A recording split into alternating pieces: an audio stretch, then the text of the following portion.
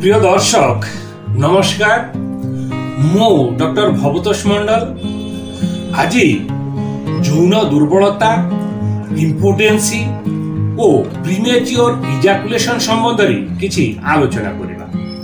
ଏହି ସମସ୍ୟା ପୁରୁଷମାନଙ୍କର ଏକ ଜଟିଳ ସମସ୍ୟା। ଥରେ ଏହି ସମସ୍ୟା ହେଲେ ତାହା ସହଜରେ ଭଲ ହୁଏ ନାହିଁ। ପୁଣି ଲୋକଲଜ୍ଜା ହେତୁ କେହି କାହାରି ସହିତ ଆଲୋଚନା ମଧ୍ୟ କରନ୍ତି ନାହିଁ। ସର୍ବଦା ସେହି ବିଷୟରେ ଭାବି ଭାବି ନିରାଶ ହୋଇପଡ଼ନ୍ତି। କେଉଁ କାରଣ ଯୋଗୁଁ ଏହି ଦୁର୍ବଳତା ସୃଷ୍ଟି ହେଉଛି ତାହା ଅଧିକାଂଶ ଲୋକ ଜାଣନ୍ତି ନାହିଁ। ତେଣୁ ଏହି ସମସ୍ୟାର ସମାଧାନ ପାଇଁ କ'ଣ କରିବେ ବା କ'ଣ କଲେ ଠିକ୍ ହବ ବୁଝି ନପାରି ବିଭିନ୍ନ ଔଷଧ ଦୋକାନରୁ ବିଭିନ୍ନ ପ୍ରକାର ମାଲିସ ତେଲ ଓ ଉତ୍ତେଜକ ବଟିକା କିଣି ସେବନ କରନ୍ତି। ପ୍ରିୟ ଦର୍ଶକ, ସେମାନେ ମନେ କରନ୍ତି ଯେ ତାଙ୍କ ପୁରୁଷାଙ୍ଗ ଦୁର୍ବଳ ହୋଇପଡ଼ିଛି, ତେଣୁ ସେମାନେ ମାଲିସ କରି ତାକୁ ଠିକ୍ କରିବାକୁ ଚେଷ୍ଟା କରନ୍ତି, କିନ୍ତୁ ସେଥିରେ କିଛି ଉପକାର ହୁଏ ନାହିଁ। ଯୌନ ଚେତନା, ଯୌନ ଇଚ୍ଛା, ଉତ୍ତେଜନା ଓ ଯୌନ କ୍ରିୟା ପାଇଁ ସେକ୍ସ ହରମୋନର ଆବଶ୍ୟକତା ରହିଛି। ଏହି ସେକ୍ସ ହରମୋନ ଶରୀରରେ ଠିକ୍ ଭାବରେ ତିଆରି ନ ହେଲେ ତେବେ ଯୌନ ଚିନ୍ତା, ଯୌନ ଉତ୍ତେଜନା ବା ଯୌନ ଇଚ୍ଛା ଆସିବ ନାହିଁ। ପୁରୁଷାଙ୍ଗର ମାଂସପେଶୀ ଦୃଢ଼ ହେବ ନାହିଁ।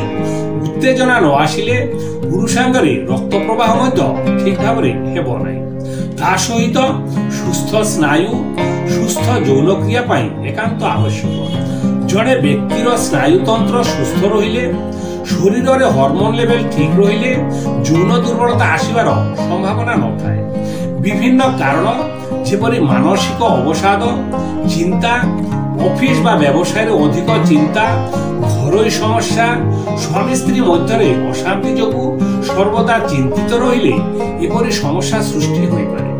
ବିଭିନ୍ନ ରୋଗ ଯେପରି diabetes, high blood pressure, thyroid, high cholesterol ପରି ସମସ୍ୟା ଯୋଗୁଁ ଯୌନ ଜୀବନ ପ୍ରଭାବିତ ହୁଏ।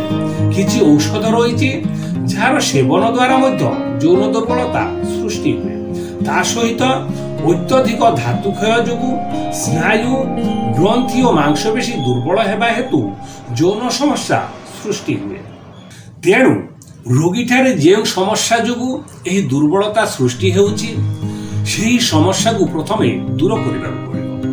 ଯେଉଁମାନେ ମାନସିକ ଅବସାଦରେ ଭୋଗୁଛନ୍ତି ସେମାନେ କିପରି ଭାବରେ ସେଥିରୁ ମୁକ୍ତ ହୋଇପାରିବେ ସେଥିପ୍ରତି ଉଭୟ ସ୍ୱାମୀ ସ୍ତ୍ରୀ ବିଚାର କରନ୍ତୁ। ଯେଉଁମାନେ ବିଭିନ୍ନ ରୋଗ ଯୋଗୁଁ ଦୁର୍ବଳ ହୋଇପଡ଼ିଛନ୍ତି ସେମାନେ ସେହି ରୋଗର ସଠିକ୍ ଚିକିତ୍ସା କରାନ୍ତୁ। କେବଳ ରୋଗକୁ ଆରାମ ବା କମ୍ କରିବାକୁ ଚେଷ୍ଟା କଲେ ସେଥିରେ ଲାଭ କିଛି ହେବ ନାହିଁ।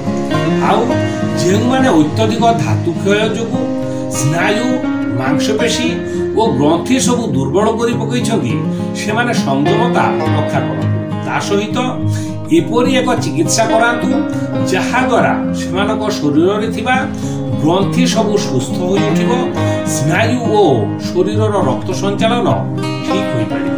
ପ୍ରିୟ ଦର୍ଶକ, କୌଣସି ଉଦ୍ଦୀପକ ଔଷଧ ଦ୍ୱାରା ଏହି ସମସ୍ୟାର ସମାଧାନ ସମ୍ଭବ ନୁହେଁ। ହୋମିଓପାଥିକ ଚିକିତ୍ସାରେ ଏପରି ବହୁତ ଔଷଧ ରହିଛି ଯାହାର ସେବନ ଦ୍ୱାରା ସମଲକ୍ଷଣ ମତେ ଚିକିତ୍ସା କଲେ ନିଶ୍ଚିତ ସୁଫଳ ମିଳିବ। ତେଣୁ ଯେଉଁମାନେ ବିଭିନ୍ନ କାରଣ ଯୋଗୁଁ ଯୌନ ସମସ୍ୟା ଭୋଗୁଛନ୍ତି ସେମାନେ ଚିକିତ୍ସା କରି ମଧ୍ୟ ଉପକାର ନ ପାଇଲେ ଆମ ସହିତ ସମ୍ପର୍କ କରନ୍ତୁ। ଆମ ଚିକିତ୍ସା ଦ୍ୱାରା କେବଳ ଯୌନ ଦୁର୍ବଳତା ନୁହେଁ, ଏହାଦ୍ୱାରା high blood pressure, high cholesterol, palpitation, nervousness, diabetes ଏବଂ ହରମୋନାଲ ଗ୍ରନ୍ଥିର ଦୁର୍ବଳତା ଦୂର ହେବା ସହିତ ଆଶାତୀତ ଶକ୍ତିର ଅଧିକାରୀ ହୋଇପାରିବେ। ତେଣୁ ଏହି ଚିକିତ୍ସା diabetes, thyroid, blood pressure, high cholesterol, liver ସମସ୍ୟା, ଛାତି ଧଡ଼ଫଡ଼ କରିବା, ନର୍ଭସନେସ୍ ଇତ୍ୟାଦି ରୋଗ ଭୋଗୁଥିବା ରୋଗୀମାନେ ନେଇପାରିବେ। ଏହି ଚିକିତ୍ସାର କୌଣସି ପାର୍ଶ୍ୱ ପ୍ରତିକ୍ରିୟା ନଥାଏ।